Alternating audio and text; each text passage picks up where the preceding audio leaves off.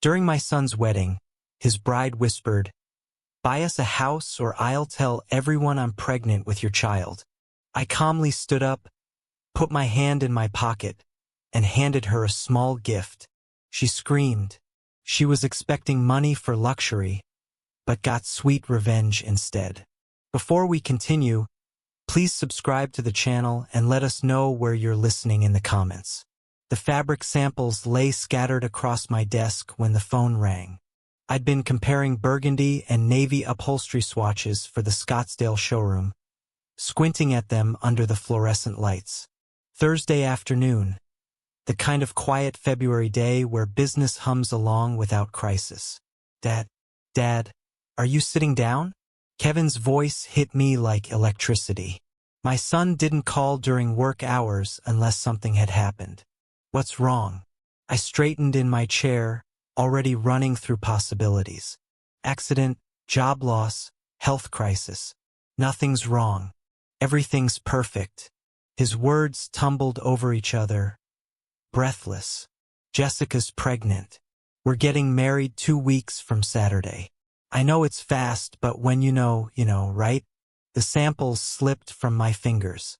Kevin, my son, who'd stumbled through 3 failed engagements in his 20s, who'd spent the last 5 years avoiding commitment entirely. Pregnant, married. Kevin, I searched for words that felt genuine. "That's wonderful. I'm happy for you. I want you to meet her properly tonight, maybe. Can we come for dinner?" I glanced at my watch. 3:15. Absolutely. 7 o'clock. After he hung up, I sat back in my leather chair and stared at the ceiling tiles. Kevin hadn't mentioned Jessica before last month. Now she was pregnant and they were planning a wedding. The timeline felt compressed, rushed. But maybe that was just my old-fashioned sensibility. My late wife and I had dated for 3 years before marrying. Different generation, different rules. I wanted this to work for him. I wanted it badly. The market on Camelback had decent steaks. I selected 2 ribeyes and a New York strip. Grabbed asparagus and baby potatoes. Why? I chose a Napa Cabernet. Nothing too expensive, but respectable. At home, I set the dining room table with En's china, the ivory plates with the delicate gold rim she'd received from her grandmother. If Kevin was starting a family, this moment deserved acknowledgement. Tradition mattered. They arrived exactly at 7. Kevin came through the door with that nervous energy I remembered from his childhood piano recital, practically vibrating. The woman beside him moved differently, smooth, controlled, her heels clicking against my tile entryway with purpose. "Dad, this is Jessica." She was striking. Dark hair pulled back in a sleek ponytail. Designer dress that probably costs more than my monthly utility bill. Her handshake was firm, almost aggressive, and her smile stayed fixed on her mouth without reaching her eyes. "Charles, Kevin talks about you constantly." Her gaze swept past me, cataloging the living room, the furniture, the art on the walls. "What a lovely home. Thank you. Please come in. Dinner's almost ready." Kevin hovered beside her like a satellite, watching her reactions. I led them to the dining room where Jessica's attention immediately locked onto the china cabinet. "Interesting pieces. Are these antiques?" She moved closer to the cabinet, phone already in her hand. "Do you mind if I take a few photos? I love vintage design." Before I could answer, she was snapping pictures of the credenza, the grandfather clock in the corner, the cabinet itself. Kevin jumped in.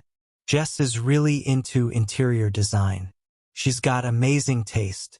"I'm sure she does." I headed to the kitchen, grateful for the excuse to move. Something in her tone when she said antiques hadn't sounded like admiration. It sounded like appraisal. Dinner started pleasantly enough. Kevin asked about the business, updating me on his work in commercial real estate, but Jessica dominated the conversation with surgical precision. "For stores," Kevin mentioned, "that must generate significant revenue." She cut into her steak, eyes on me. What's the annual take for something like that? It varies. Economy affects furniture sales more than people realize. I kept my voice light, businesslike. But you must do well. This neighborhood, the house, the business, she gestured with her fork. You've built something substantial. Kevin shifted in his seat. Dad worked incredibly hard. Built it from a single storefront. Very impressive. Jessica sipped her wine. We drove through Paradise Valley yesterday. Those estates are breathtaking. That's where I picture raising a family. Good schools, safe neighborhoods. Important for children, don't you think? The implication hung between us like smoke. Kevin focused on his plate, cutting his meat into smaller and smaller pieces. Paradise Valley is expensive, I said carefully. Of course, but you can't put a price on a grandchild's future. Her hand covered Kevin's on the table. We're still figuring out our housing situation. My current rental is impossible. The landlord refuses to make basic repairs. With a baby coming, we need proper space. Kevin finally spoke. We're looking at places, Dad. Nothing fancy yet. Nothing fancy, but something safe. Jessica's smile widened. Kevin tells me you're very generous with family. That's rare these days. I took a long drink of water, buying time. Every instinct I'd honed over 40 years in business was firing warnings. These weren't casual dinner questions. She was establishing needs, testing responses, calculating possibilities. The rest of the meal passed in similar fashion. Jessica commented on the furniture, then asked what pieces cost. She mentioned her student loans, then wondered aloud how Kevin's family handled financial planning. She complimented the house, then noted how much upkeep older homes required. Kevin barely spoke. When he did, it was to soften her edges. What Jessica means is, or she's just excited about the wedding. When they finally left around 10:30, Jessica hugged me at the door. She leaned in close, her perfume overwhelming, and whispered, "Thank you for being so understanding. Kevin talks about your generosity all the time. We're lucky to have you." Kevin's hug was quick, distracted. He seemed eager to leave. I stood in the doorway, watching their taillights disappear down the street. Jessica's head was already bent over her phone, illuminated by the screen's glow. Inside, I cleared the table slowly, rinsing and china by hand, though the dishwasher would have been easier. My hands moved through the routine while my mind replayed the evening. The way Jessica photographed my home without asking. The pointed questions about money, about real estate, about my generosity. Kevin's silence, his hunched shoulders, the way he avoided my eyes. I told myself it was nerves, wedding stress. But my gut, the same instinct that had saved me from disastrous business partnerships, from bad investments, from deals that looked perfect on paper but felt wrong, was screaming. Something about her eyes when she looked around my home. She wasn't seeing a family house where her child's grandfather lived. She was doing math. I woke at 6 o'clock Friday morning after 3 hours of fractured sleep. Every time I drifted off, I saw Jessica's face across my dining table, heard her voice asking about revenue and real estate. The coffee maker gurgled while I sat at the kitchen table staring at the chairs where they'd sat 12 hours earlier. The details wouldn't leave me alone.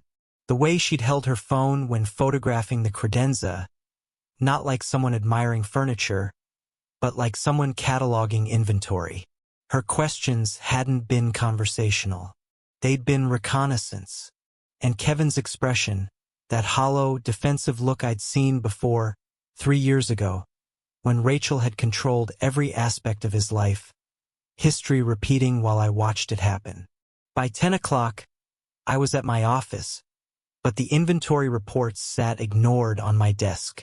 I opened LinkedIn on my computer and typed Jessica Simons Phoenix into the search bar. Her profile appeared polished and professional.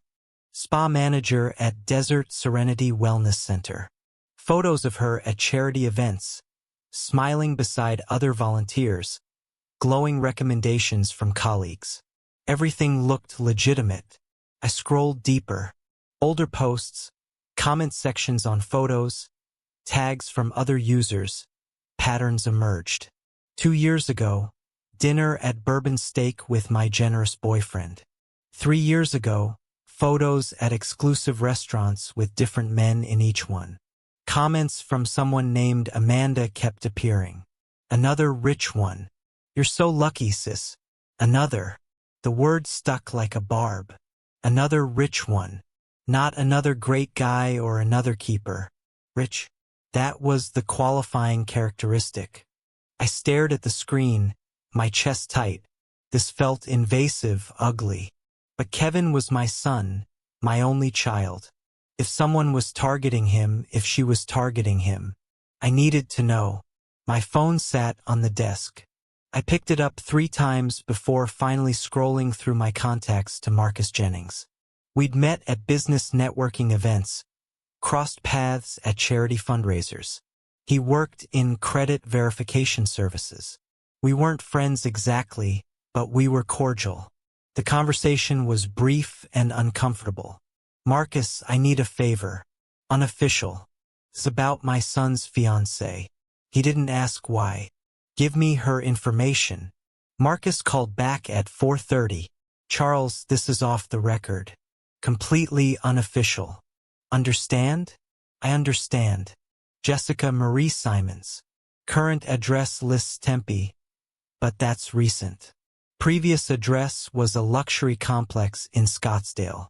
She was evicted 11 months ago for non-payment. Rent was $2,800 monthly. I wrote the numbers down, my handwriting sharp and precise. She's carrying $43,000 in credit card debt across 7 different cards, all maxed. 2 collection agencies have filed legal actions. She started bankruptcy proceedings 8 months ago, but never completed them. The pens stopped moving. 43,000. Classic pattern, Charles. Living beyond means for years. The income she reports doesn't match the spending. Not even close. After I hung up, I sat motionless in my office chair. $43,000 in debt. Evicted from a luxury apartment. 2 lawsuits. None of this appeared on social media where every photo showed designer clothes and expensive dinners and weekend trips to Sedona. The pregnancy announcement, the rushed wedding, the Paradise Valley comments during dinner. She wasn't marrying Kevin. She was marrying access to money she thought he had. Or more accurately, money she thought I had. I called Kevin at 6:15 after business hours when I knew he'd be home. I'd rehearsed the conversation in my head. Planned to stay calm and rational. Son, we need to talk about Jessica. Have you checked her financial background? What? His voice immediately sharpened. What are you talking about? I had someone look into her credit history. Kevin, she has substantial debt, over $40,000. She was evicted from her previous apartment. There are collection agencies. You what? The explosion came through the phone like a physical force. You investigated her. You called in favors to spy on my fiancée. Kevin, listen to me. She has 7 max credit cards, 2 active lawsuits. This is serious financial trouble. And with a baby coming, how dare you? His voice cracked. Do you have any idea how controlling this is? How invasive? I'm 35 years old. Dad. I don't need you vetting my life like I'm some teenager. I'm trying to protect you. These are facts. She was paying rent she couldn't afford. She's buried in debt. You can't stand seeing me happy. You never approved of anyone I dated. Rachel, Michelle, Sarah, you found problems with all of them. This isn't about approval. I kept my voice level, fighting to stay calm. This is about a woman with a pattern of financial irresponsibility who suddenly appears pregnant and wants to get married in 2 weeks. Kevin, please just think about the timeline. You just can't stand the thought of me being happy with someone you didn't choose. His words came out ragged, wounded. You never could. I should have known you'd find a way to ruin this. Kevin, don't call me again. The line went dead. I sat there with the phone in my hand, staring at the darkened screen. Outside my office window, the Phoenix sunset painted the sky orange and purple, beautiful and meaningless. I pulled up Jessica's Instagram again on my computer. Every photo showed luxury, designer handbags, expensive restaurants, weekend trips to California wine country, spa days, jewelry. None of it matched a spa manager's salary. None of it made sense unless someone else was paying or unless she was hunting for someone who would pay. The pregnancy test could be real or manufactured. The rushed wedding ensured minimal time for questions. The Paradise Valley comments were anchors, establishing expensive expectations early. Kevin's defensiveness kept interference minimal. She'd done this before. Amanda's comment proved it. Another rich one. I opened my desk drawer and pulled out a legal pad, something I did when problems needed solving. At the top of the page, I wrote, Jessica Simons, what I know. The list grew. Debt amounts, eviction date, the timing of her relationship with Kevin. Every pointed question from last night's dinner. When I finished, 3 pages were covered in notes. Kevin wouldn't listen. That was clear. He'd chosen his side, and it wasn't mine. Which meant I had 2 weeks before the wedding. 2 weeks to find proof she was targeting him. 2 weeks to stop this before she destroyed my son. I clicked back to her Instagram, studying each photo with new eyes. Somewhere in this carefully curated performance was the truth. Somewhere was evidence. I just had to find it. A week had passed since Kevin hung up on me. 7 days of silence that felt like months. I'd left voicemails, 8 of them. The first 2 were calm, rational explanations of the credit report. By the 4th, I was pleading. By the 7th, I stopped trying to sound composed. None were returned. Thursday afternoon, I drove past Kevin's apartment in Tempe. Jessica's white BMW sat in his parking spot like a territorial marker. I circled the block twice before forcing myself to leave. Marcus called Wednesday with more information, his voice reluctant. Charles, I shouldn't tell you this, but Kevin maxed out his savings account. $47,000 gone for the wedding. That's not all. He took out a personal loan, $35,000 at 18% interest just for the reception venue. I sat in my office holding the phone long after Marcus hung up. $82,000. Kevin's entire safety net, plus debt that would take years to clear for a wedding that would last 4 hours. The invitation arrived in Saturday's mail. Heavy cardstock, embossed lettering, my name and elegant script. The Phoenician Resort, Scottsdale. Ceremony at noon, February 22nd. I searched the venue online. Their wedding packages started at $80,000. Premium upgrades, the kind Jessica would demand, pushed costs well past 6 figures. The math wouldn't work. Kevin's salary, his savings, the loan. None of it covered what I was seeing. Someone had guaranteed additional expenses. Monday morning, I called the resort's events coordinator. My voice casual. I'm inquiring about availability for my daughter's wedding. What does the Powell ceremony on the 22nd include? The woman's enthusiasm poured through the phone. Oh, the Powell wedding is beautiful. Premium everything. Open bar with top-shelf selections. Live orchestra. Imported French roses. Chef's tasting menu for 200 guests. They spared no expense. I thanked her and ended the call, my stomach hollow. Kevin was drowning and Jessica was piling stones in his pockets. That night, I sat at my kitchen table typing messages to Kevin on my phone, deleting them. Typing again, deleting. Son, please call me back. Delete. Kevin, I'm worried about your finances. Delete. I love you and I'm sorry. Delete.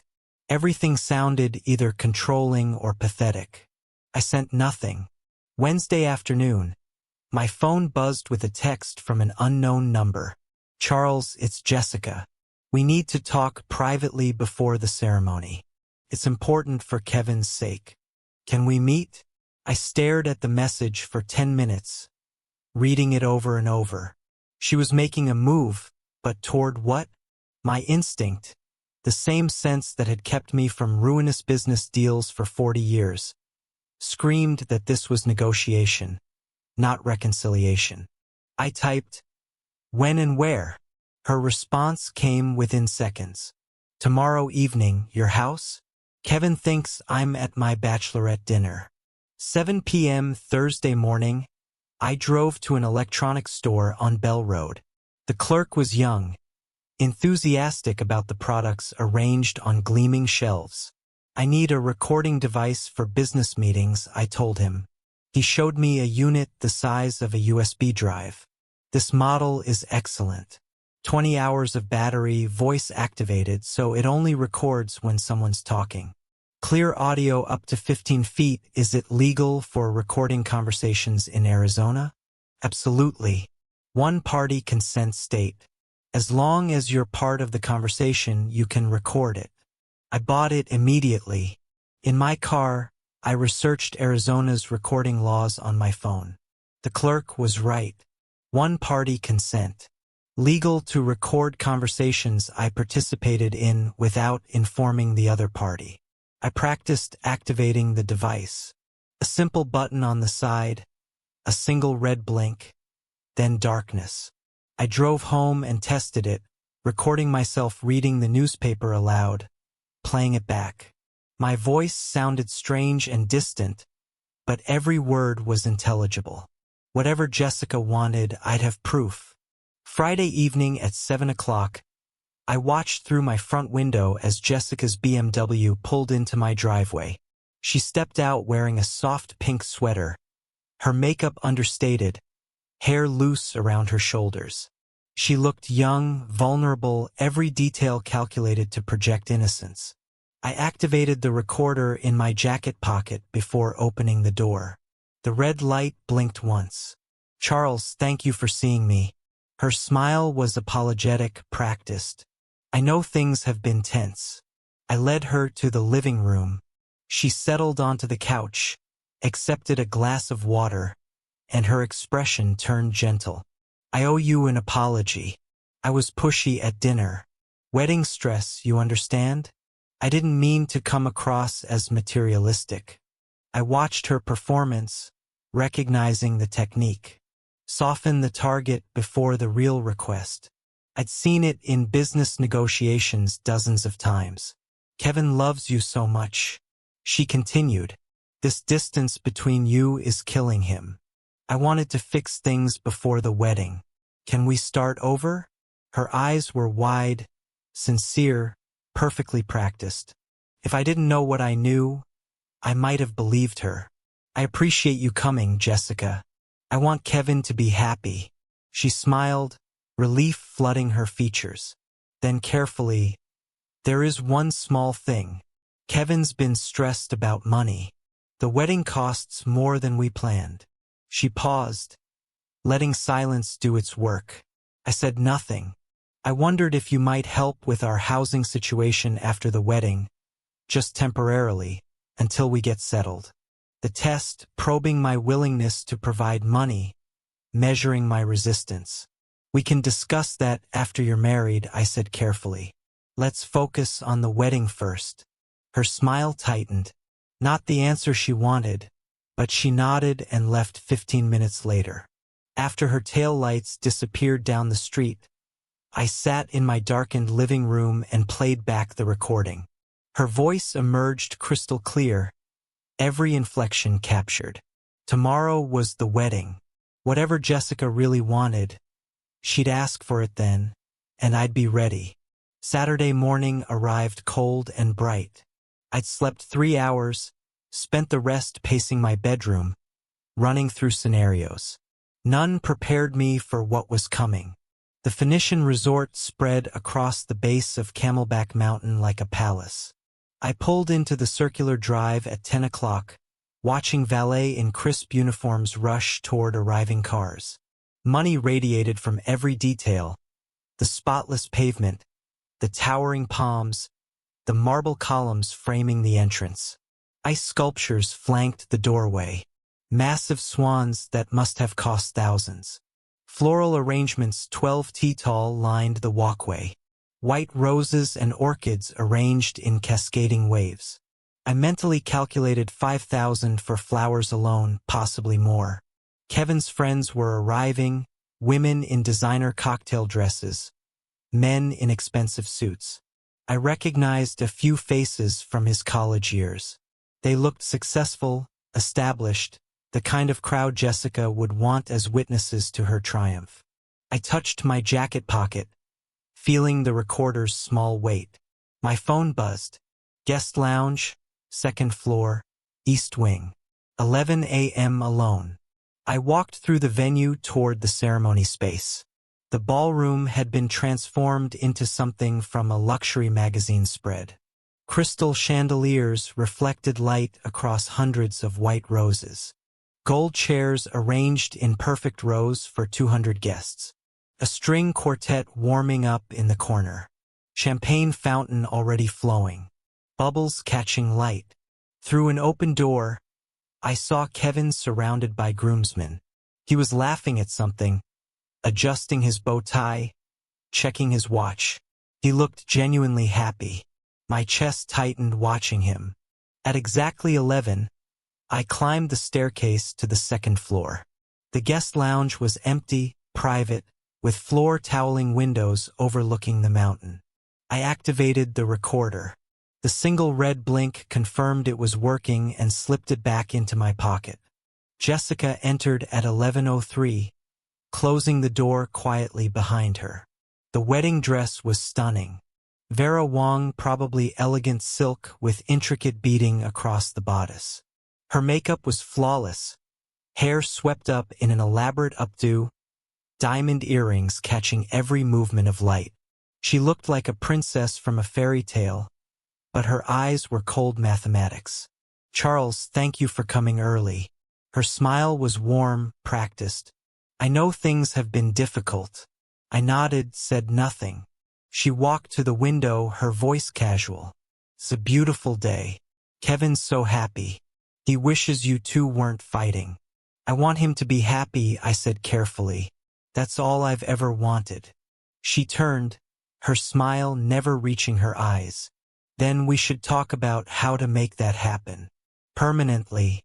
The word hung between us like a suspended blade. Her tone shifted businesslike now. "Charles, let's be practical. Kevin and I need a house. Paradise Valley.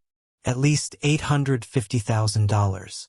"Jessica, that's a significant amount." She cut me off. "I'm pregnant. We need proper space. You're a grandfather now. Surely that means something. I can help with a down payment. 15, maybe 20%. But purchasing an entire, that's not going to work." Her voice went cold, the mask dropping completely. She stepped closer. I saw the predator clearly now, no longer hiding. "Here's what's going to happen. You're going to buy us that house full payment this week. And if I don't," her smile was sharp as broken glass, "then I tell everyone the truth, that I'm pregnant with your child." Ice flooded my veins, but I kept my voice steady. "That's absurd. No one would believe." She laughed soft and vicious. "Really? Who do you think they'll believe? A 63-year-old man or a pregnant 32-year-old woman in a wedding dress?" Each word was a calculated strike. "I'll tell them you tried to seduce me at that first dinner. That you've been sending me inappropriate messages for weeks. That when I rejected you, you tried to sabotage our wedding with fake financial reports." My hands clenched into fists at my sides. "Kevin will never speak to you again. Your business reputation destroyed. Everyone loves a scandal. Furniture magnate preys on son's pregnant fiancée. That's front page material." She paused, letting it sink in. Or you buy us a house, play the generous grandfather, and everyone's happy. Your choice. You have 60 seconds. The silence stretched thick and suffocating. I stood motionless. 3 seconds for 5, processing shock, fury, the calculated cruelty of her entire plan. Then I spoke, my voice quiet and level. Jessica, you just made the biggest mistake of your life. Her smile faltered slightly. Excuse me. I reached into my pocket and pulled out the small recording device. Held it up. The red recording light blinked steadily. Jessica's face drained of color, white as her wedding dress. What is that? Every word from the moment you walked in. She lunged forward, grabbing for the device, her voice rising to a shriek. Give me that. You can't. That's illegal. I pulled back, stepped toward the door. Arizona is a one-party consent state. Completely legal. You recorded me. You set me up. I opened the door. Jessica followed, still grabbing at my arm, her composure shattered. I walked quickly down the stairs toward the ceremony hall. Her screams followed me. Charles, wait. Please, we can work this out. I didn't mean. Guests in the foyer turned, staring. I didn't stop. I entered the ballroom and walked straight to the sound technician near the string quartet. Connect this to your system. Play it now. The technician looked confused. Sir, the ceremony's about to do it now. Jessica rushed in behind me, mascara starting to run, face twisted with panic. Kevin appeared from the groom's room, his expression confused. Dad, what's happening? The recording began. Jessica's voice filled the ballroom through crystal clear our speakers. Charles, let's be practical. Kevin and I need a house. Every guest froze. 200 people locked in horrified silence. The recording continued, her pregnancy threat, the seduction accusation, the blackmail demand. Every word captured with perfect clarity. Kevin stood paralyzed, his face cycling through confusion, disbelief, recognition, horror. When the recording ended, silence blanketed the room like sudden snow. Jessica stumbled backward, words failing, excuses dying on her lips. Kevin stared at his bride, then at me, then back at Jessica. His voice broke. Tell me he faked that. Tell me this isn't real. Jessica opened her mouth, but no convincing lie emerged. I watched my son's face crack open, watched the illusion he'd built shatter into pieces. The wedding was over before it began. The recording's final words faded into crushing silence. I watched Kevin's face cycle through emotions like channels flipping on a television. Confusion, denial, desperate hope that somehow this was fake, that his father had manufactured evidence to destroy his happiness. Jessica broke the silence first, her voice rising toward hysteria. He edited that. He manipulated the audio. Charles, how could you do this? Kevin turned to me, his eyes pleading, Dad, tell me you faked it, please.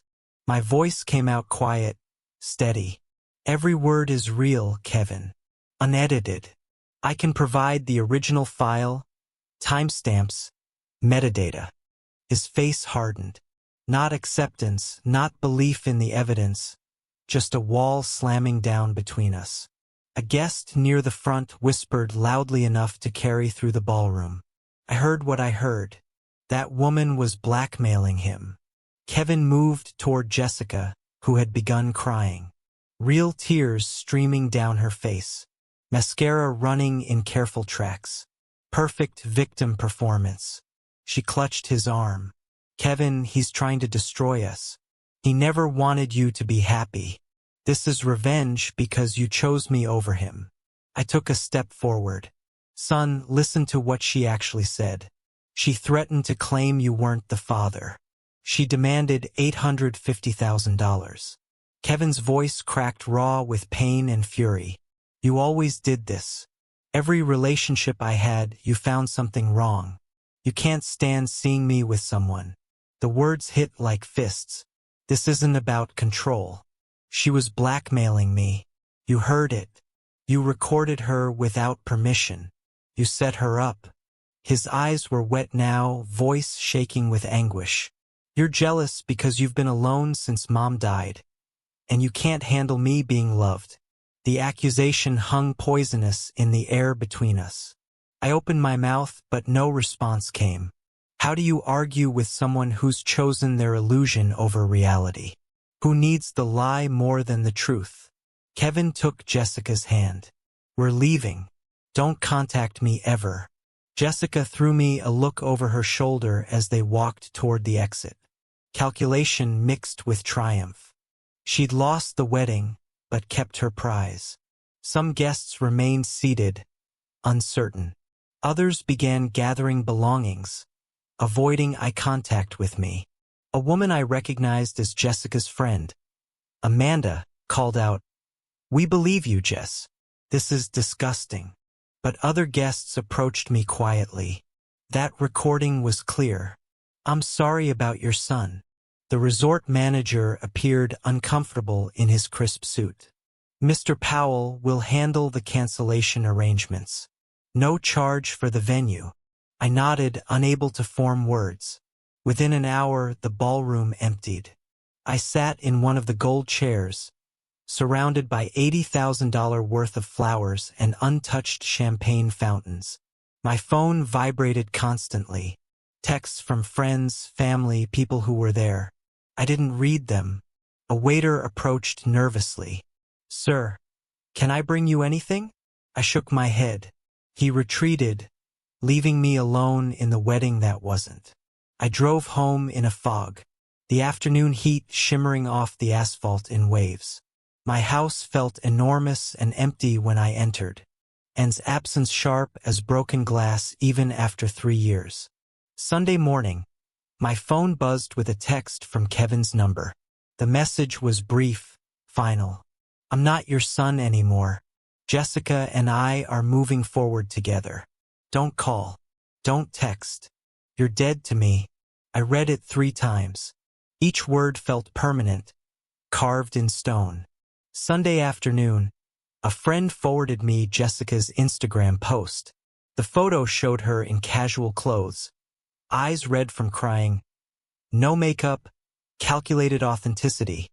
The caption read, "Heartbroken doesn't begin to cover it. Kevin's father sabotaged our wedding because he couldn't accept someone loving his son. He recorded a private conversation, edited it to make me look terrible, and destroyed the happiest day of my life." To everyone asking, yes, Kevin and I are staying together. Real love survives attacks. The post had 347 likes, 89 supportive comments. I saw names I recognized, mutual acquaintances, business contacts, people who should know better. Some comments were different. I was there. That recording sounded pretty clear to me, but they were buried under Jessica's supporters. I set my phone down and didn't pick it up again for hours. Monday morning, I sat across from Richard Clark in his downtown Phoenix office. He was 58, gray suit, calculating eyes that had seen every kind of family disaster. He'd listened to the recording twice, taken notes, and now delivered his assessment. The recording is completely legal. Arizona's one-party consent law is clear. But I waded through the pause. She can still sue you. Emotional distress. Defamation. Claim you recorded her in a bathroom or somewhere with expectation of privacy even though you didn't. Make your life expensive even if she loses, so she gets away with it. Richard leaned back. Not necessarily. But you need to be smarter than just having proof. You need to build a pattern.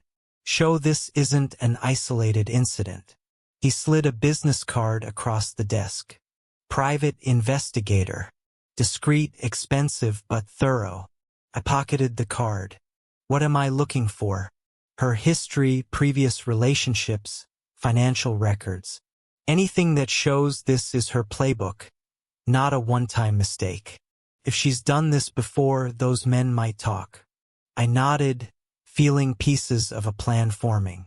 Richard added quietly, "And Charles, prepare yourself. Your son might not come around. Not soon. Maybe not ever." The words landed heavy and true.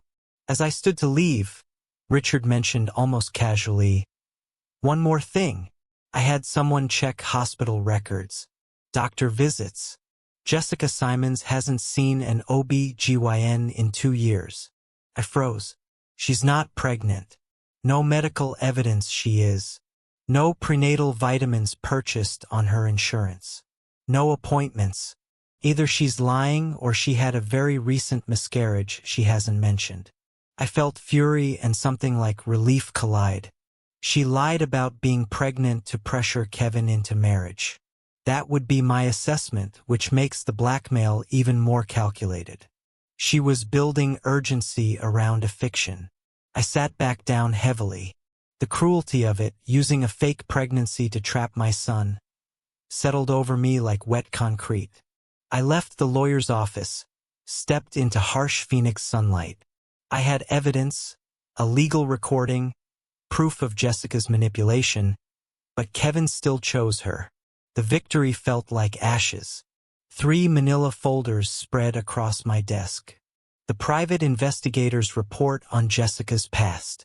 First folder, Robert Green, 45, divorce tech executive from 2022.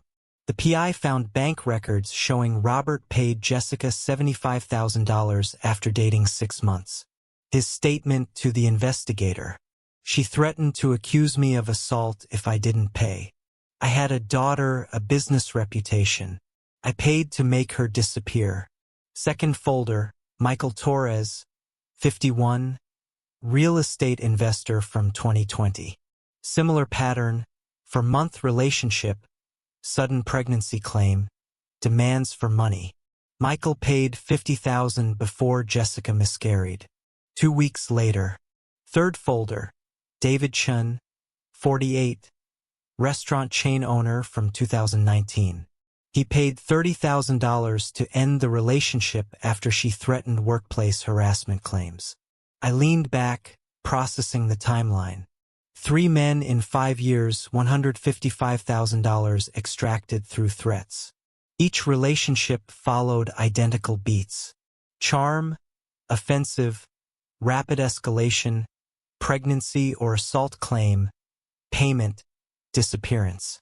The PI's notes included one chilling line. Subject displays textbook predatory financial behavior. Targets men 15 to 20 years older. Established wealth, family reputation to protect.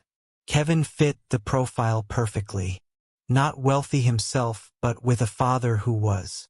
I felt sick recognizing how calculated it had been. Jessica hadn't fallen for Kevin. She'd researched him like a business investment. Wednesday afternoon, I was at my flagship furniture store reviewing inventory when my assistant approached. "Someone here to see you. Says it's personal." A woman stood near the entrance. Early 60s, gray hair and a neat bob, wearing simple slacks and a cardigan. A library book tucked under her arm. Her face was tired, kind with Jessica's cheekbones, but none of her hardness. She extended her hand. "Mr. Powell, I'm Barbara Collins, Jessica's mother. Could we speak privately?" My first instinct was suspicion. Another manipulation, but her eyes were direct, sad, genuine. I led her to my office and closed the door. Barbara sat, took a breath. "I owe you an apology and possibly an explanation." She spoke carefully, like each word cost something. "I saw what happened at the wedding. A friend sent me the video someone posted online. I winced. I hadn't known there was video. I've watched my daughter manipulate people since she was 16. Boyfriends, employers, even me. She stole $12,000 from my savings 3 years ago. I reported it to police, then dropped charges when she cried and promised to change." Her voice didn't waver. "She's done this before. Other men." I didn't know the details, but I knew the pattern. She'd date someone wealthy. The relationship would end abruptly. Suddenly, she'd have new furniture, a new car, expensive trips. "Why are you telling me this?" I asked. Barbara met my eyes. "Because you tried to protect your son, and he rejected you for it. I know that pain. Jessica pushed me away years ago. The only time she contacts me is when she needs money or an alibi." She paused, "and because she's planning something else." I saw her text conversation with her sister, Amanda. I sat forward. "What kind of conversation?" Barbara pulled out her phone. "Open screenshots. Amanda left her phone at my house last month." I looked. "I know it's wrong, but I needed to know what Jessica was doing." She handed me the phone. The text thread between Jessica and Amanda read like a criminal blueprint. "Jessica, Kevin's broke now, but his dad's loaded. The recording is a problem, but I can work around it. Get Kevin to sue Charles for emotional damages. Split whatever we win. Amanda, you think Kevin will sue his own dad? Jessica, he'll do whatever I tell him. He's already isolated from everyone but me. Give it 2 months. Then I'll suggest he deserves compensation for childhood trauma or something. Make it about therapy costs." I read it twice, feeling cold, fury build. I looked up at Barbara. "You're giving this to me. Why?" Her voice was quiet. "Because I failed as a mother somewhere. I don't know where or when, but I created this. And I can't watch her destroy more lives. This is your daughter. Yes, and I love her. But I also know she won't stop unless someone stops her. You have resources to fight back. Kevin's in danger, even if he doesn't see it yet," she added. "There's more. Email threads where Jessica discusses targets. A spreadsheet of men she researched, including income estimates. She treated your son like a business acquisition." I felt something shift inside me. Not just anger, but strategy forming. Barbara visited again Thursday morning at a coffee shop I suggested. Neutral ground. She brought more evidence. Printouts of Jessica's social media from years ago. Deleted posts bragging about landing wealthy men. We sat for 2 hours, Barbara filling in gaps the PI couldn't access. I found myself talking about Kevin's childhood, my late wife, how hard I tried after she died. Barbara listened, shared her own story. Husband left when Jessica was 10. She raised both daughters alone on a librarian's salary. Jessica always wanted what we couldn't afford, Barbara said. I thought it was normal kid stuff. By the time I realized it was something else, it was too late. The conversation shifted from evidence to something more personal. 2 parents wounded by their children. Over the next week, Charles and Barbara met 3 more times.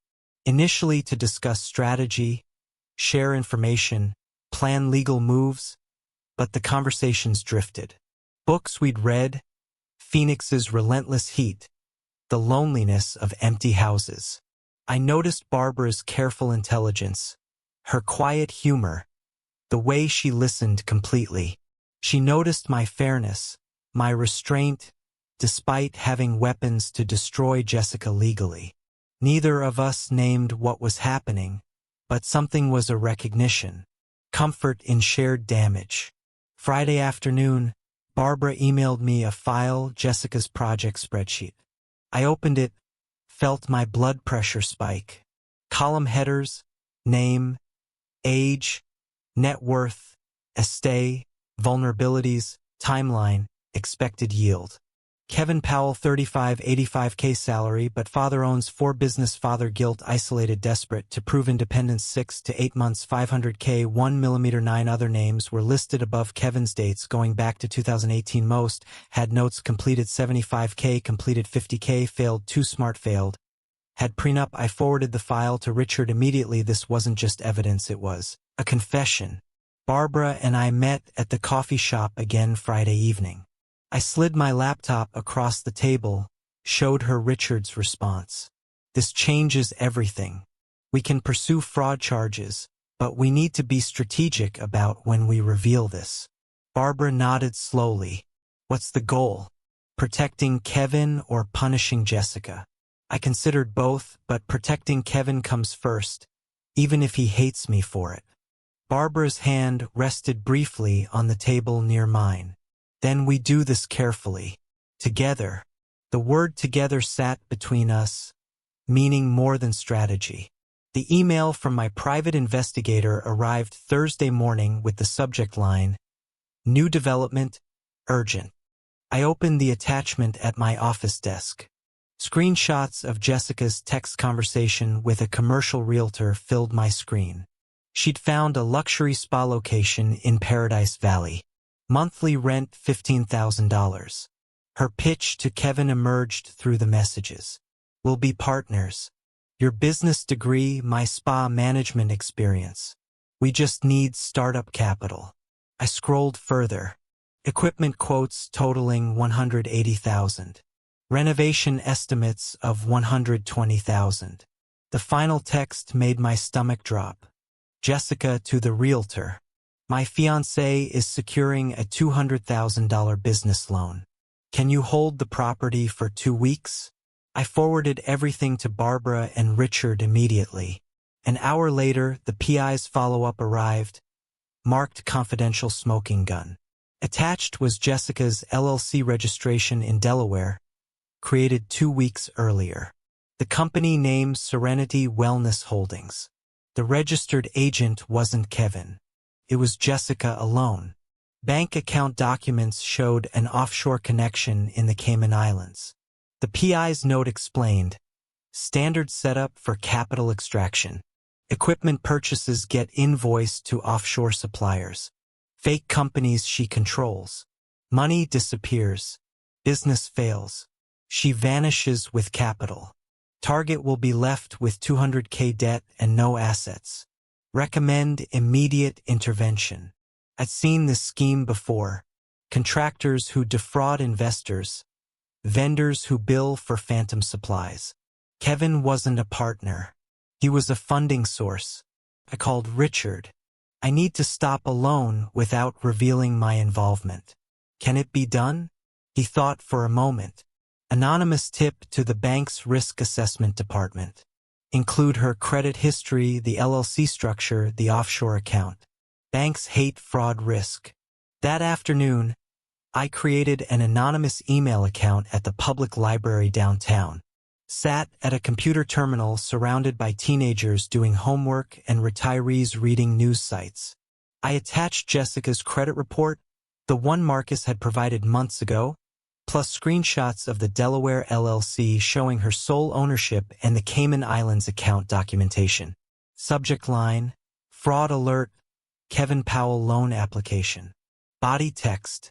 The supposed business partner, Jessica Simons, has 43 in existing debt, an offshore account, and sole control of the LLC Mr. Powell believes they co-own.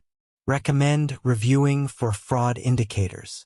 I hit send before I could second-guess the decision.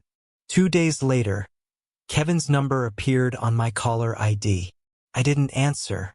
He would only call if he needed something or wanted to yell. The voicemail he left was brief, angry. "I know you did this. The bank rejected my loan. They said someone sent them information about Jessica. This is low even for you." I saved the voicemail. An hour later, Jessica called from Kevin's phone. "Charles, we need to talk about boundaries. You're interfering with Kevin's business decisions now." I didn't answer that call either. The following week, Jessica began appearing in my orbit too frequently to be coincidence. Monday morning, she was at the coffee shop I frequented before work. She approached my table. "Charles, what a surprise. Can we please talk? I miss Kevin having his father in his life." Wednesday, she appeared in my store's parking lot when I left for lunch. Friday, she showed up at a restaurant where I was meeting a supplier, sat at the bar, made eye contact, smiled. Each time I ensured I wasn't alone. Stayed in the coffee shop's crowded main room, called my store manager to walk me to my car. asked the supplier to stay until Jessica left. I recognized the tactic: create situations that could be misinterpreted, then claim harassment or worse. My phone stayed in my pocket, recording every encounter. Saturday afternoon, Jessica appeared at my store again, this time in workout clothes. Tight, strategic. She waited until other customers left and approached my desk. I wanted to apologize privately. "Can we talk in your office?" I stood but didn't move toward the office. "Anything you need to say can be said here. My assistant is right there." I gestured to Sarah, my store manager, watching from 10 feet away. Jessica's voice dropped. Intimate. "I think we got off on the wrong foot. I understand why you were protective. Maybe we could start over. Just you and me." Her hand moved toward my arm. I stepped back. "Sarah, could you join us, please?" Jessica was just leaving. That evening, I met Barbara at the Phoenix Art Museum, our fourth date, though neither of us had called it that. We walked through the contemporary wing, discussing a sculpture that reminded Barbara of a book she was reading. I found myself smiling genuinely, something I hadn't done since before Kevin's engagement, over wine. Afterward, I told her about Jessica's attempts to corner me alone. Barbara's face tightened. "She's setting a trap. Classic Jessica. Create a situation where it's your word against hers. I know I'm documenting everything. Never alone, always recording." She touched my hand. "I hate that you have to live like that, but I'm glad you're being careful." The touch lingered longer than necessary. Both of us noticed. Neither pulled away. Over the next 2 weeks, Barbara and I fell into a rhythm. Coffee twice a week, dinner on weekends, long phone conversations about everything except our children. Barbara introduced me to contemporary fiction I'd never have read. I discovered I liked it. I took her to a symphony at the Scottsdale Center for the Performing Arts. She cried during the Brahms. One evening at her townhouse, reviewing legal documents became background noise to conversation about our lives before the damage. I talked about my late wife, 8 years gone, how I'd stopped living and just maintained. Barbara shared about her ex-husband, the loneliness of raising difficult daughters alone. Neither of us said, "I'm falling for you," but both knew. Late one night, I sat in my home office staring at the framed photo of Kevin from his high school graduation. My phone buzzed. Another blocked call, probably Jessica. I thought about the PI reports, the bank intervention, the careful documentation of Jessica's seduction attempts. I was protecting my son, but Kevin saw it as warfare. The question nodded. Was I helping or just punishing? Barbara's text arrived. "Stop overthinking. You're doing what's necessary. Get some sleep." Sunday morning, Barbara and I met at our regular coffee shop. A corner table had become ours. She slid her phone across. "Amanda posted this yesterday. Read the comments." The Instagram post showed Jessica and Kevin apartment hunting. Caption: "New beginnings despite obstacles." Comments from Jessica's friends: "Your future Phil is crazy. Can't believe he's still harassing you. Have you considered a restraining order?" I felt public opinion shifting against me. Barbara: "She's building a narrative, preparing for something bigger than seduction attempts." I met her eyes. Let her come. Richard has everything documented. We're ready. The certified mail arrived at 9 a.m. on a Tuesday. I signed for it in my driveway, recognized the law firm letterhead immediately. Civil complaint, Jessica Simons and Kevin Powell versus Charles Powell. I read standing there, April sun already hot on my shoulders. The claims: intentional infliction of emotional distress, defamation, interference with business relations, damages sought, $500,000. The narrative Jessica's lawyers constructed was polished. Defendant: motivated by jealousy and desire to control his adult son, fabricated audio recordings, sabotaged business opportunities, and publicly humiliated plaintiffs at their wedding ceremony. I read it twice, feeling cold, fury build. That afternoon, I sat across from Richard in his downtown office. He'd already reviewed the complaint, made notes in red ink across every page. "This is aggressive but sloppy," he said, tapping paragraph 3. "They're claiming the recording was fabricated. We have metadata, timestamps, audio, forensic analysis proving authenticity." He flipped to page 5. "They claim you sabotaged business opportunities. They'd have to prove you were involved in the bank's decision. Anonymous tip means no proof. Can they win?" Richard leaned back. "Win? No. Make it expensive and painful? Absolutely. Discovery will be invasive. Depositions, financial records, witnesses. Jessica's betting you'll settle to avoid the hassle." "Not happening." Richard smiled. "Sharp. Good. Because I've been preparing our counterclaim. Fraud, attempted extortion, blackmail. We have her previous victims willing to testify. The offshore account, Barbara's evidence. When we're done, Jessica won't be able to run this scheme again." I learned through a mutual business contact that Kevin had been fired, not quit. Despite what Jessica's Facebook post claimed, Mark called me reluctantly. "Thought you should know. Kevin's been missing deadlines, arguing with everyone. Finally went off on his supervisor last week. They let him go. I tried to process this. Kevin loved that job. Worked there 7 years." Mark continued. "He's not himself. Charles looks exhausted. Lost weight. Whatever's happening with that woman, it's destroying him." I hung up and immediately wrote an email. "Son, I heard about your job. Please talk to me. Whatever you need, I'm here. This lawsuit doesn't change that I love you."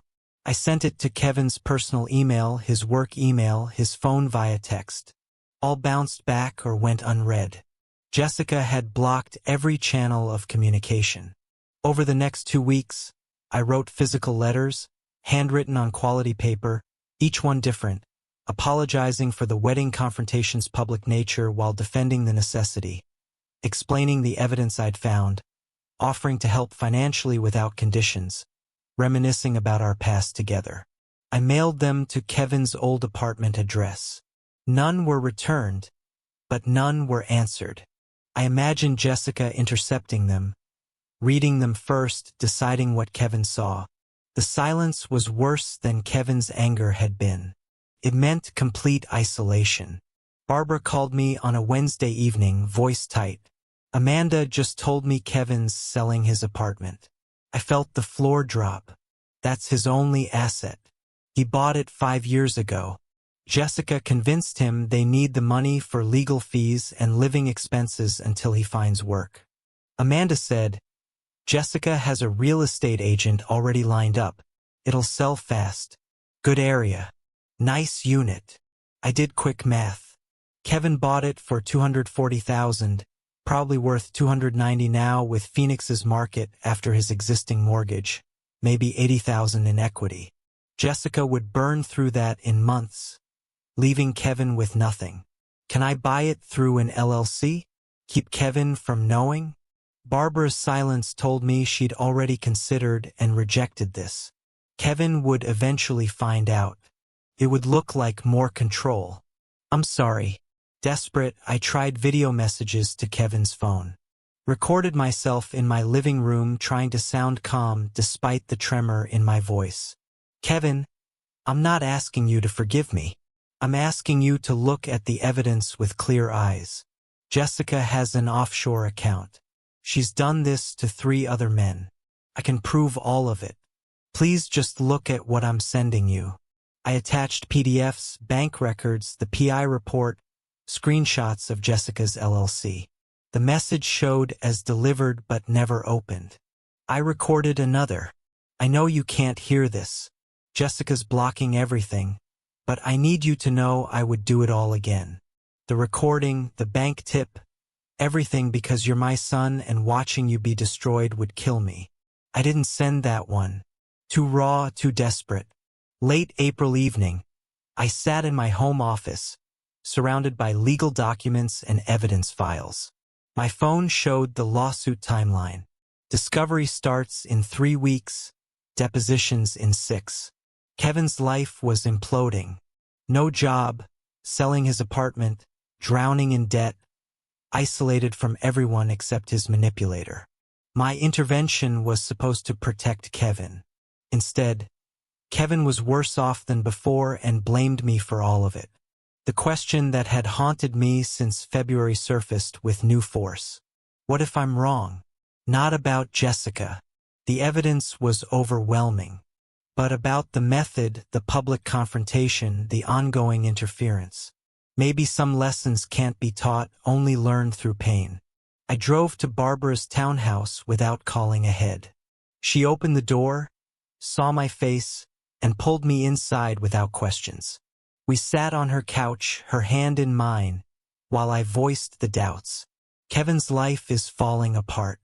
Maybe if I'd handled the wedding differently. Private conversation instead of public recording. Maybe if I'd let him take the loan. Learned the hard way when Jessica disappeared. Barbara listened completely before responding. Jessica destroyed 3 other men's lives before Kevin. You had proof she was blackmailing you. What were your options? Pay her. Let her keep extracting money. But Kevin made his choices, she said firmly. You gave him information. He rejected it. You can't protect someone from themselves forever. She cupped my face. You're not cruel. You're not vindictive. You're a father watching his son make terrible decisions and doing the only thing you can. Building a record so when Kevin finally opens his eyes, there's proof. The truth doesn't stop being true because it's painful. I leaned into her touch, feeling something loosen in my chest. That weekend, I met with Richard to finalize the legal response. He had prepared 2 versions, defensive and aggressive. Defensive keeps things quiet, Richard explained. Aggressive makes this very public, very ugly. Jessica's previous victims would testify. Her financial schemes get exposed in detail. But Kevin's name is attached to the lawsuit. He'd be dragged through it all. I stared at both documents. My son's signature was on the complaint against me, but my son was also a victim, manipulated into attacking his own father. I chose the aggressive option. Kevin needs to see the full truth, even if he hates me for it. Late that night, Barbara and I walked through her neighborhood, the desert air finally cooling. When this is over, the lawsuit, the exposure, everything, Kevin still might not forgive you, she said. I know. Can you live with that? I thought about the past 3 months. Discovering Jessica's scheme, the wedding confrontation, losing Kevin, finding Barbara. My answer surprised me. Yes, because I'll know I did everything possible to save him, even if he never sees it that way. The Maricopa County Superior Court building rose from downtown Phoenix like a monument to order. All glass and concrete fighting the June heat. I sat at the polished defense table beside Richard, watching Jessica's lawyer arrange papers with practiced confidence. Judge Morrison presided, mid-50s, sharp eyes, a reputation for demolishing frivolous lawsuits. Jessica's attorney, Davis, delivered his opening statement with theatrical flair. Charles Powell, jealous father, controlling manipulator, destroyed his son's happiness from pure spite. Kevin sat in the gallery behind Jessica, wearing an ill-fitting suit. He'd lost weight. His face was pale, unreadable. Barbara sat alone 3 rows back. Our eyes met briefly. She nodded, encouragement. Richard waited beside me with predatory patience. Yellow legal pad covered in notes. 3 evidence boxes stacked at his feet. Jessica took the stand, swearing oath with practiced sincerity. Her lawyer guided her through the narrative. She'd fallen in love with Kevin, was excited to join his family, but Charles had been hostile from their first meeting. He questioned my finances, investigated my background without permission, then recorded a private conversation where I was joking poorly, I admit, about needing a house. Her voice trembled perfectly. He played that recording at our wedding in front of 200 people. It destroyed everything. Kevin lost his job from the stress. We lost our savings, all because Charles couldn't accept someone loving his son. She dabbed her eyes with tissue. Richard didn't cross-examine aggressively. He asked 3 questions. Miss Simons, how many men have you dated in the past 5 years who were significantly older and financially established? Jessica hesitated. I don't see how that's relevant. Richard smiled. Your Honor, it will become very relevant. Richard began methodically. Your Honor, this isn't about a father's jealousy. It's about a documented predator who has run this identical scheme on at least 3 previous victims. He presented the audio forensic analysis first. Expert testimony via deposition confirming the wedding recording was authentic, unedited with verified timestamps and metadata. Jessica's lawyer objected repeatedly. Judge Morrison overruled each time. I'll hear the evidence, counselor. Next came Jessica's financial history. The credit report showing $43,000 in debt, the eviction, the collection lawsuits, then the Delaware LLC registration for Serenity Wellness Holdings. Jessica's name only, despite telling Kevin they'd be partners. The offshore Cayman Islands account opened 3 weeks before the spa proposal. Bank statements showing the spa business plan was a shell for extracting Kevin's loan. Richard's presentation was surgical, each document building on the last. Kevin shifted in his seat, face growing paler with each revelation. The defense calls Robert Greene. A man in his mid-40s entered expensive suit, graying at temples, successful but carrying visible shame. He swore in, sat, wouldn't look at Jessica.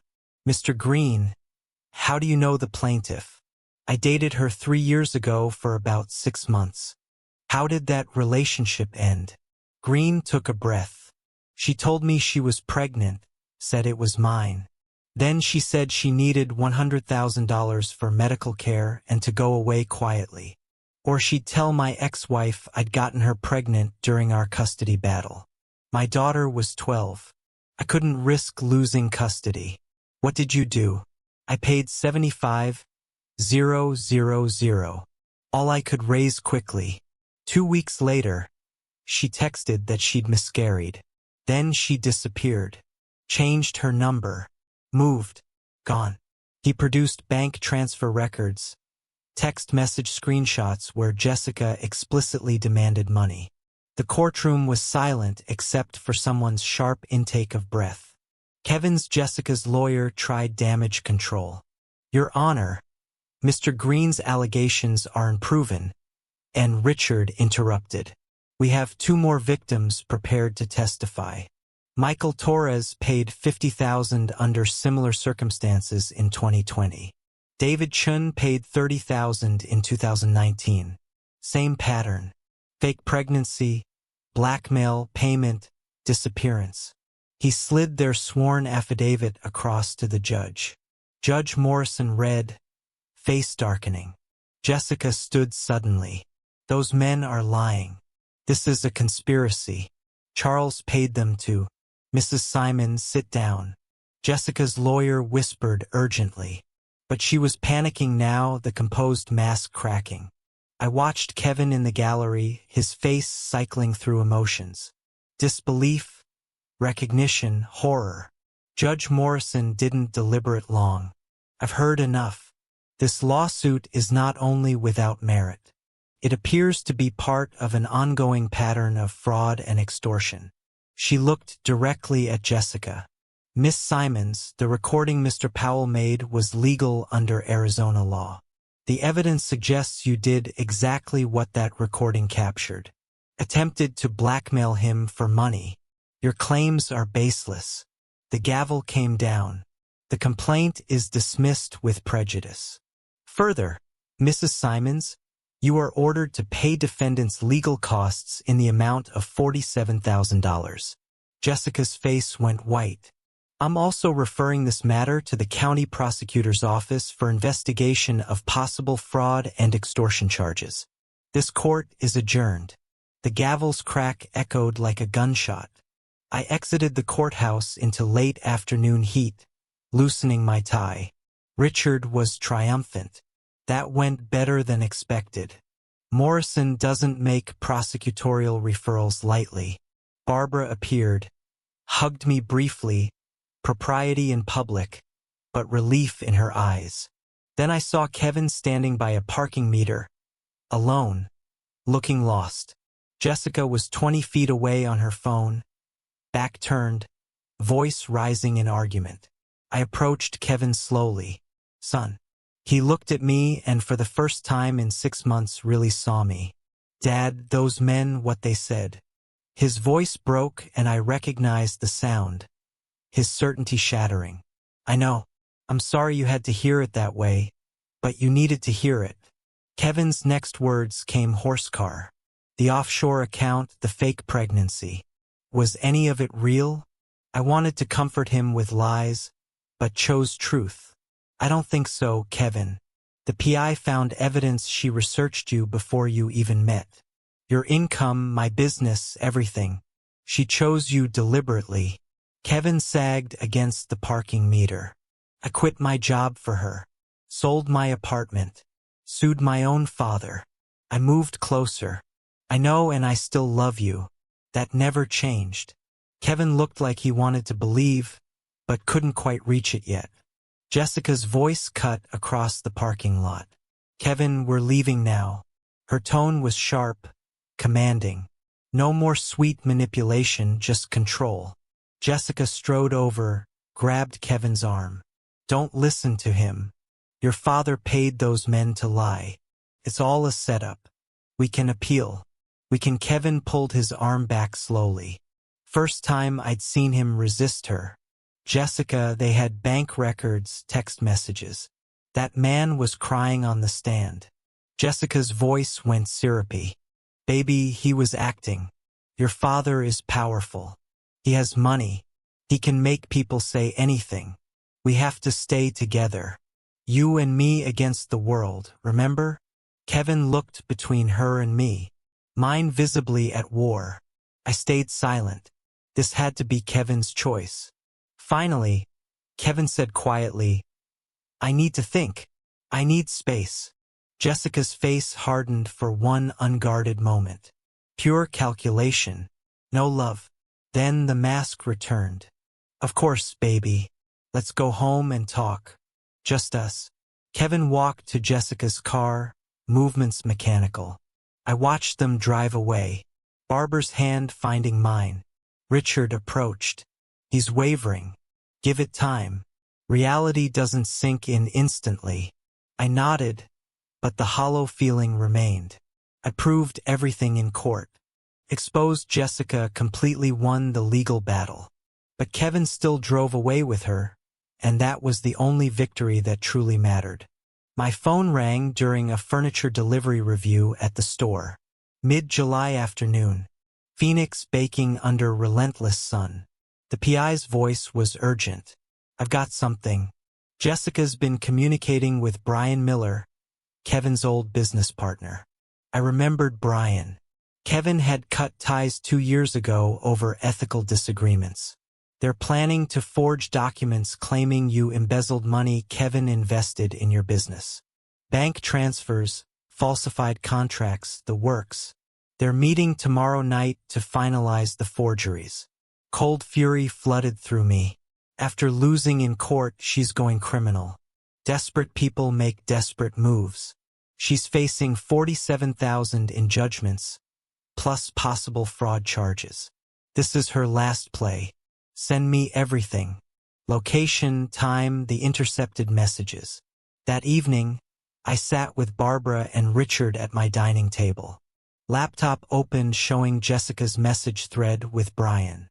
Jessica's text. The old man has money Kevin technically invested years ago. We can claim he never returned it. Add interest. Make it look like embezzlement.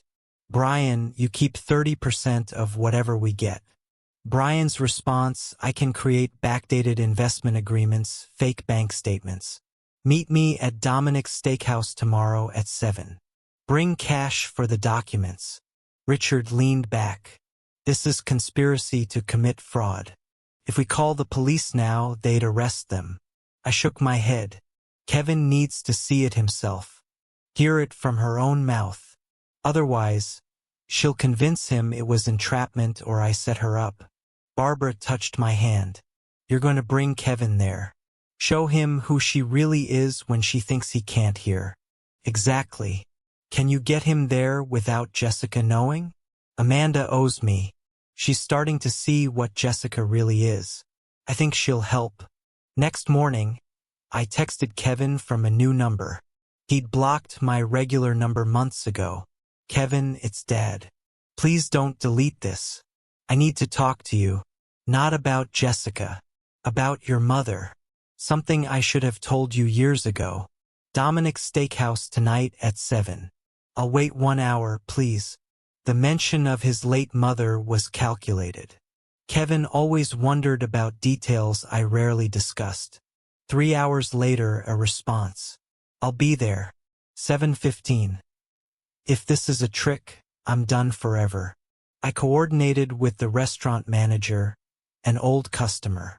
I need a private booth with a clear line of sight to table 14, and I need you to seat a specific couple at that table at exactly 7 o'clock. The manager, sensing the seriousness, agreed. I arrived at 6:45, took a corner booth with high back seats, could see table 14, but occupants couldn't see me. At 7 o'clock, Jessica and Brian arrived. We're seated at table 14, 20 feet away.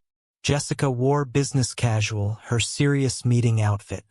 Brian was mid-40s, slick briefcase on table. They ordered drinks. Then Brian pulled out folders. I've created everything. Investment contracts from 5 years ago showing Kevin put $85,000 into Powell Furniture. Letters requesting return of capital. Your father ignoring them. Jessica examined the documents, smiling. These look perfect. When Kevin sees these, he'll have to sue again. His father will settle rather than face embezzlement charges. My hands clenched under the table, but I waited. At 7:12, Kevin walked in, scanning the restaurant.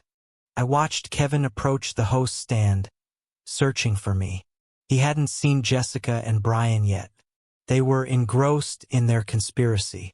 I texted Kevin, "Don't come to my table yet. Look right. Table 14. Just listen." Kevin's face showed confusion. Then he spotted Jessica.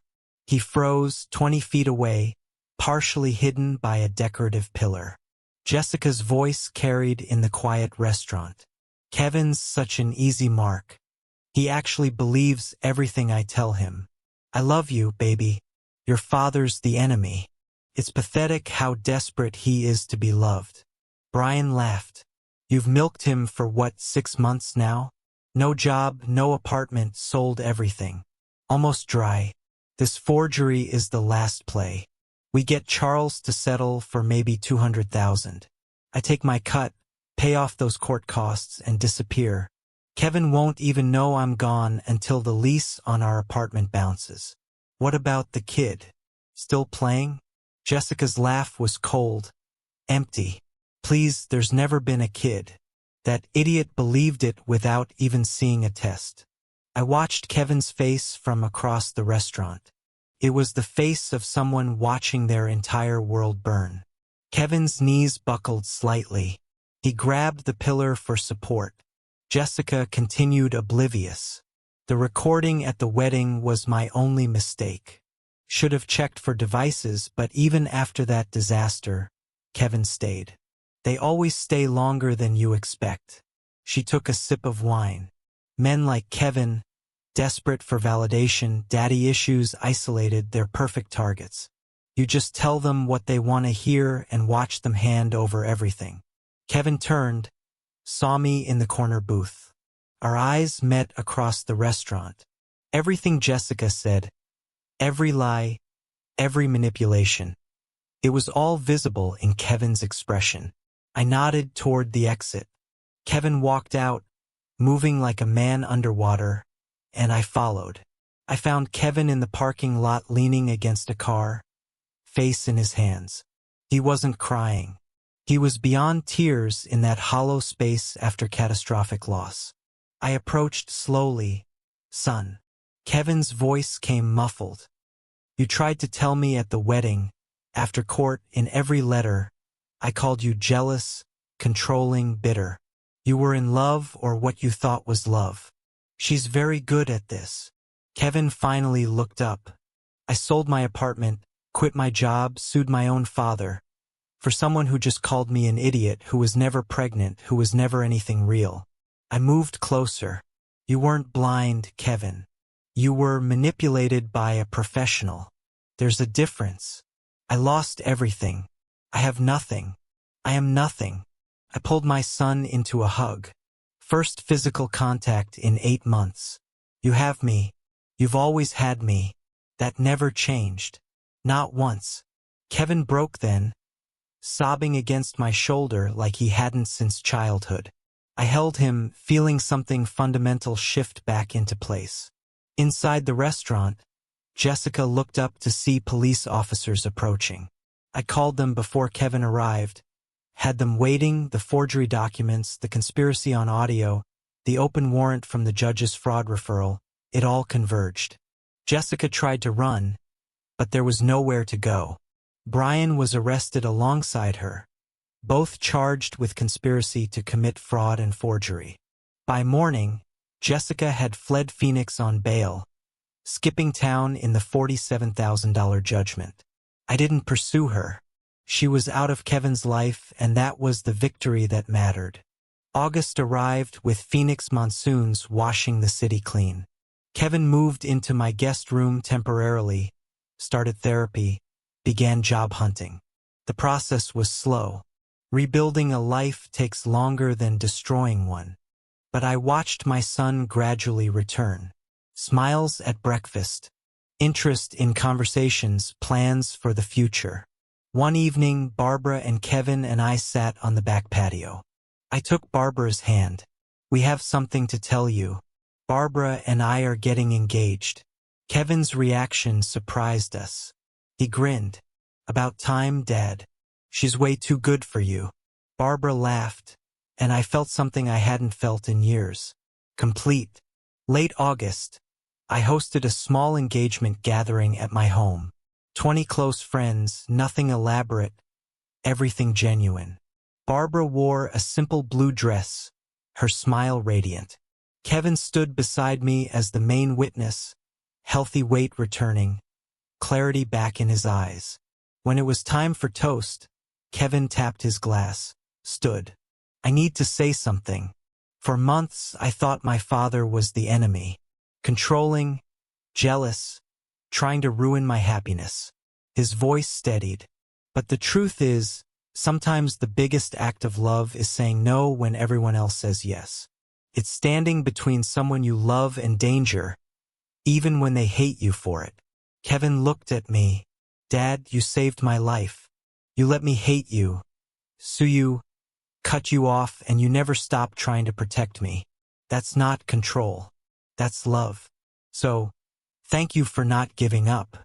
Even when I gave up on you." My throat tightened, but I managed. "You're my son. I'd do it again. Every time." Kevin raised his glass. "To Charles and Barbara. Two people who know that real love means telling hard truths and standing firm when everything says to walk away." The small gathering applauded. Glasses clinked Ked, and I looked around. My son restored. A woman I loved beside me. A future built on ruins. The revenge wasn't destroying Jessica. It was this, saving Kevin and finding Barbara. That's the victory that matters. If you like this story, please like this video, subscribe to the channel, and share your impressions of this story in the comments.